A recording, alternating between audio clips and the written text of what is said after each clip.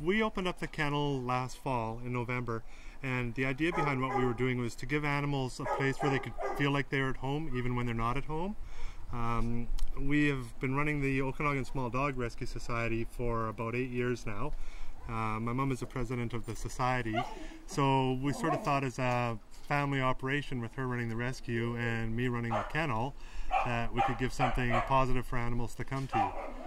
So it's more like a home. We've got TV set up, we've got water fountains, we have quiet time during the day for the animals. We could have 30 dogs inside during quiet time and you wouldn't hear a sound.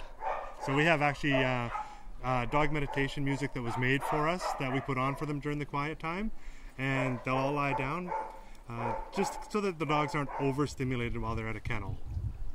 The rescue, it's the Okanagan Small Dog Rescue Society, and basically it's rescuing abused animals, animals that no longer have homes, animals that are potentially about to be put down.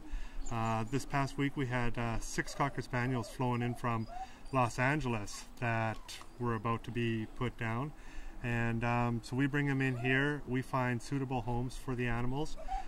We put them through all the vet checks. All the animals are spayed and neutered before they are adopted back out, and they're put into loving and caring homes.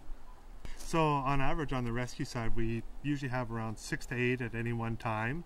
On the kennel side it'll vary between maybe about 8 and 15 dogs that we have in.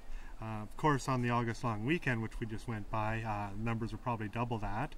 And then this weekend as well, when the fire sort of exploded again, we took in a number of evacuated animals, and we were down here till 1:30 in the morning Saturday night bringing in animals that had been evacuated. And by midday Sunday I think we had already had 10 animals that had been evacuated that we had opened up our doors for. When the first fires erupted during the first evacuations, we had contacted a number of organizations as well as the radio stations, and just let them know that we had space available and that if anybody needed to bring their animals in, that we would open up our doors and take any animals in. During the first evacuations we had one lady even come in with 11 cats, which we took in.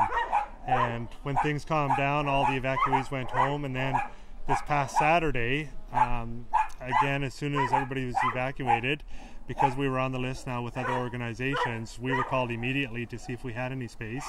And although we were tight because it was the August long weekend, we moved some animals around. We actually took some animals up to the house and made room to bring in as many animals that had been evacuated as we could. Yeah, CDART brought up most of the evacuated animals. They were working at the evacuation centers, and whenever they had animals come in, they had us on their list, and we were one of the first ones that they wanted to try to bring the animals to. So they would bring in a couple at a time. They would call us if we had the space. They would bring them. Every time they got more animals, they would give us a call, and we just seemed to keep making space for them. And so they brought the animals in, and now the families are able to come out at any time. They can come out, see their animals.